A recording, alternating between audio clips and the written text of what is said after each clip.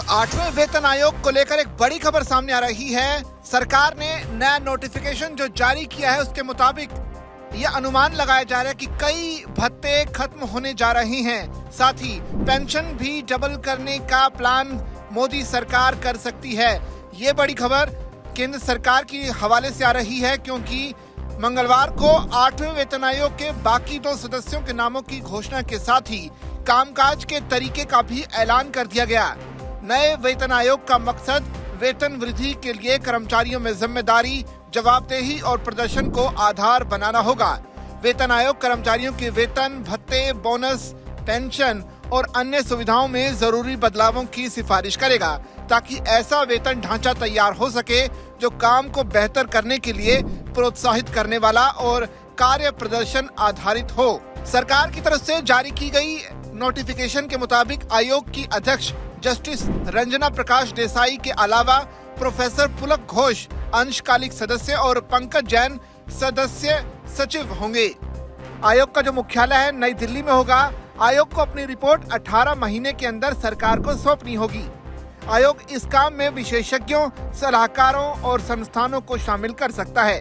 अगर पिछले वेतन आयोगों की तर्ज पर बदलाव किए जाते हैं तो वेतन और पेंशन में बड़ा इजाफा संभव है। अनुमान है कि अगर फिटमेंट फैक्टर बढ़ता है तो 25,000 रुपए की मासिक पेंशन बढ़कर 50,000 रुपए तक हो सकती है। साथ ही वेतन आयोग मौजूदा बोनस योजना के साथ सभी भत्तों की समीक्षा भी करेगा और उनकी उपयोगिता तथा शर्तों को भी देखेगा। जरूरत होने पर गैर जरूरी भत्तों को खत्म किया जा सकता है। साथ ही नेशनल पेंशन सिस्टम में आने वाले कर्मचारियों के लिए मृत्यु सह सेवानिवृत्ति ग्रेच्युटी की समीक्षा भी की जाएगी। एनपीएस से बाहर पुरानी पेंशन वाले कर्मचारियों के लिए पेंशन और ग्रेच्युटी नियमों पर भी सिफारिश की जा सकती है। ऐसे में अभी तक कोई आधिकारिक जानकारी नहीं आई है, लेकिन अनुमान यही है कि ये भत्ते प्रभावित हो सकते हैं।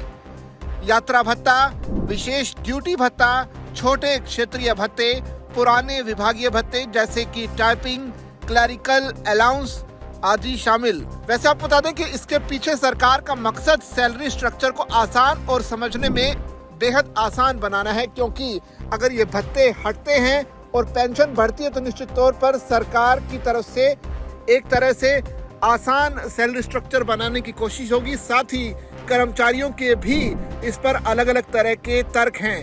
कुछ लोग इसे स्वागत योग्य मान रहे हैं तो जो कुछ कर्मचारी इसका विरोध भी कर रहे हैं। देखना पड़ेगा कि नए वेतन आयोग के लिए चुने गए जो 3 सदस्य हैं वो किस तरह का फैसला लेते हैं और इस फैसले का असर जब वेतन आयोग लागू होगा तो कर्मचारियों पर किस हद तक होगा, ये देखने वाली बात होगी। इस पूरी खबर पर आपकी क्या राय है, आप कमेंट करके हमें जरूर बताइए और ऐसी खबरों के लिए बने रहिए जागरण बिजनेस के साथ।